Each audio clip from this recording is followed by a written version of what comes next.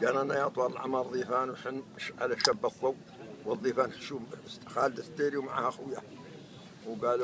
قال خوينا الضابط اللي يدير المركز ويدير العرب، قال يا طويل العمر احنا بنجهز القهوه وانت فر على المزرعه. قال ساعه مباركه. راحوا حن تقلطنا على القهوه واحتفلنا يوم الامير جاينا، وعيت من العيال ما يقلطون على القهوه وقلطت عليه.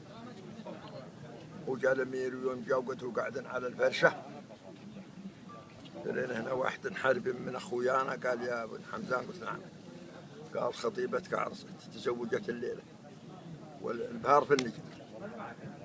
قلت ايش انت تقول؟ قال والله تزوج. الله يجعل علمك خبيث، والدله بدون بهار وصبوها. ويوم عودت علي الدله لين البهار في النجم، ولين ابن عجيب حسين بن عجيب رجال تعرفون رجال طيب وعلمه طيب وعلمه طيب. ولين جاي قال يا رجال، قلت ولا عاد تقول شيء. تقهوى الرجال كل الراح، وعلمتهم ايش اللي خلفني من القهوه.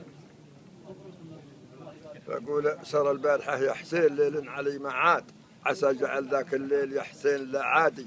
نسيت الدلال المدرجة بنها وقناد، وصبيتها والنجل باق به قنادي.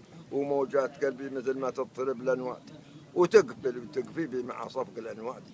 وقلب العنا يا حسين في هايسه يزداد، وما فات من هايس قام يزدادي. على اللي وعدني وانقلب اخلف الميعاد، وقد عطاني باخر الشهر ميعادي. تذكرت انا يا حسين موطاه والمسناد، دقيق عنك كانها ضبيل اسنادي. ما فادني ركب المطيه بدون اشتاد، ولا هو يفيد المركب الا به اشتادي. اساس القلم ما يكتب الا فيه امداد، وانا لا بغيت اكتب فلا عندي امدادي. قال انا يا فرج قلبي تقسم مع الاجواد، مقسم شيات الرهيفات وحدادي. على عنزلي من منطردها ما هي تنصاد، وقناصها من طردها راح مصادي. وراح يقول عمر سمعته.